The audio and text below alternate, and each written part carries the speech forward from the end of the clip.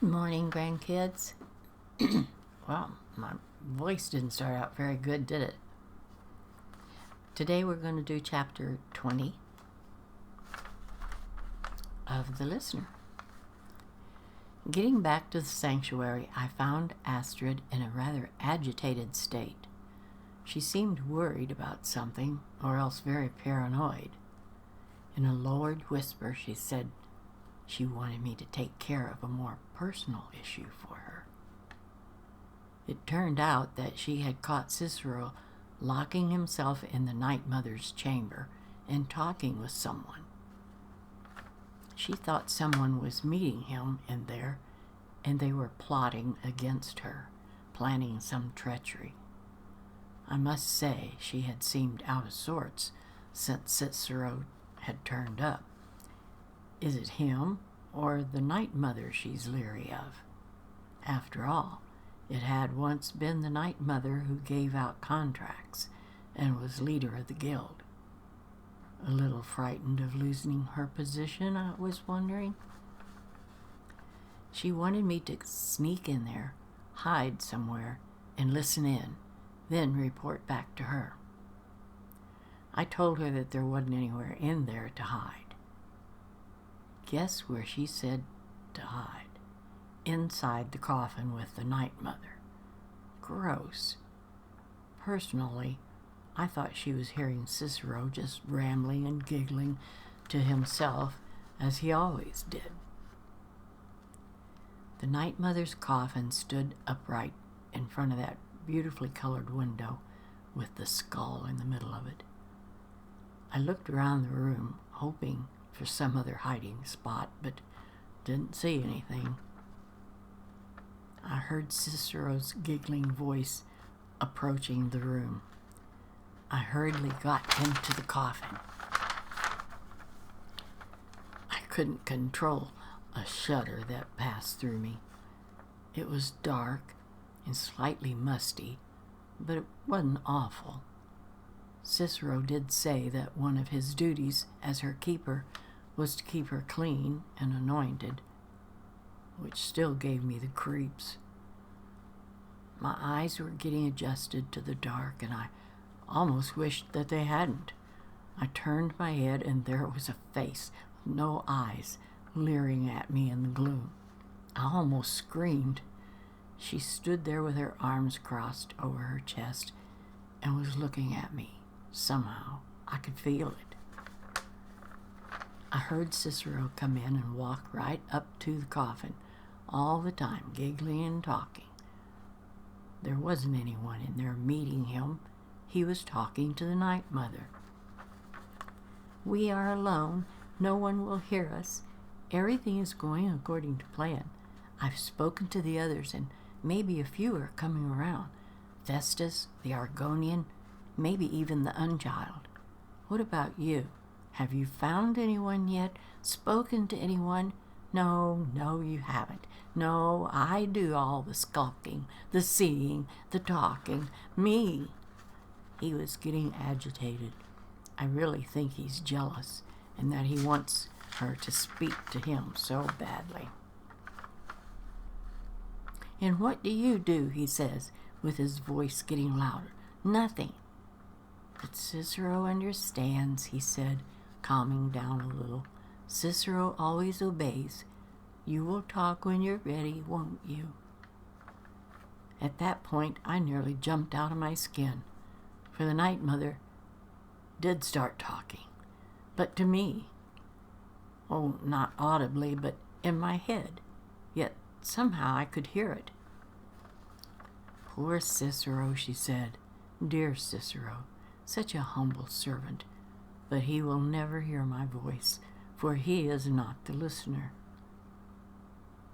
I hear her voice. Does that mean I'm the listener? I hear Cicero still rambling on. "How can I defend you or exert your will if you will not speak to anyone?" The Night Mother continued to speak to me. "Oh, but I will speak. I will speak to you, for you are the one. Yes, you. You who's sharing my iron tomb with me who's warming my bones. I give you a task. Journey to Volenrud and speak to Ahmad Moutier. Did she give me a contract? She just gave me a contract. Cicero was still at it. Poor Cicero has failed you. I'm sorry, sweet mother. I've tried so hard, but I just can't find the listener. He sounded so mournful, I felt sorry for him. The night mother spoke to me again. Tell Cicero the time has come. Tell him the words that he's been waiting all these years to hear. Say to him, darkness rises when silence dies. She indicated that she was finished speaking, and I stepped out of the coffin, and Cicero goes berserk. What treachery! Defiler! You have violated the sanctity of the Night Mother's coffin. Explain yourself. I will, I said in a calming voice. The Night Mother spoke to me. She said that I am the one. She spoke to you? You lie. She will only speak to the listener, and there is no listener. Wait, I said. She said to tell you these words that you've been waiting to hear. Darkness rises when silence dies, so that you will believe me. Silence has died because she's finally spoken to me, and I'm the listener. I have finally been named. How odd that I'm now named by the very name that I've always called myself. Fate was directing my footsteps to here, to follow this path. Cicero was astounded. But those are the binding words written in the keeping tunes, the signal that I would know. Night Mother's only way of talking to sweet Cicero. He started dancing. It's true. She's back. She has chosen a listener. You. All hail the listener. At this point, Astrid storms into the room. She didn't wait for me to come and report to her. She surely must have been listening at the door. She started right in, raving at Cicero with accusations. Then she asks if I'm okay, and where's the traitor? Man, oh man, was she gonna be surprised. Cicero spoke up. I was only speaking to the Night Mother, but she spoke only to her, to the listener. Astrid accuses him of lunacy, but Cicero said it's true. The listener has finally been chosen. I'm standing there thinking that Astrid will not only be surprised, but really worried about her own self. After all, she's holding a position that she took for herself, dismantling the structure and traditions of the Dark Brotherhood. Astrid asked me, is this true? Did she actually speak to you, or is this more the fool's ramblings? I answered her truthfully. Yes, she spoke to me. She said that I was the one, the listener. She even gave me a contract, and I told her about it. Now she's pissed. She started in, loud, angry. She may have spoken to you, but I'm still in charge here.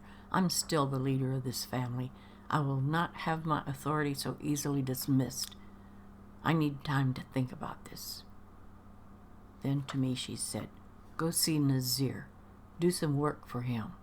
I'll find you when I'm ready to discuss this further. Oh, I was thinking, I'm glad to go see Nazir, and smiled to myself. Also, one of these days, my dear Astrid, you are going to get yours, and you'll be finished around here. If the Night Mother has named me listener, then she is the one I'm to obey and not you. I had to smile on my way out. On the way to find Nazir, I passed Arnjorn. and was going to ask him what he thought of Cicero being here, but I could guess that without asking. But by the time I got past him, he had come up with 2 new names to call me. Besides beef roast, he called me ham shank and ham hock. What was with all these meat names? I wasn't fat or stocky. What a jerk. I left him standing there, probably trying to think up another stupid name to call me. I found Nazir at the table in the dining hall and sat down with him. I began talking to him about Cicero. He didn't like anything about Cicero or anyone like him or corpses of old women. I had to laugh aloud at that one. Anyway, I said, Astrid wanted me to see you for work. Well, as it turns out, he said, I've got 2 new contracts. One should be easy. The other should prove quite a challenge. Your first target is an orc bard named Lerbuk. The other is a vampire named Hearn. Hearn has blended in with society for years. Now someone wants him dead. You'll have to contend with his wife, Hurt, also. I laughed and said they sound like twins. Hearn and Hurt. What about this orc bard? I can't even imagine watching an orc sing. He said Lerbuk is the worst bard in Skyrim, maybe all of Tamriel. The funny thing is, so many people wanted him dead that Astrid had to hold a lottery to determine which contract she would accept. Nazir got up to leave, but stopped and looked back at me and said, Happy hunting, but be careful out there and take care of yourself. My heart did a little flutter, which I didn't know what that was all about. I remained at the table to eat some of the food spread out on it before I found a bed to flop down in, before I did anything for anyone. I also took out this journal to tell you about the past events, especially my time with the Night Mother. So that's the end of this chapter, grandkids, and I hope you enjoyed. So now the listener really is the listener, and she feels like she must have been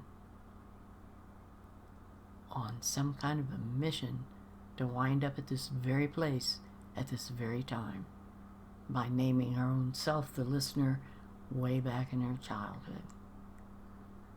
So we shall see how things progress from now on, and I will see you the next time, grandkids. Bye-bye.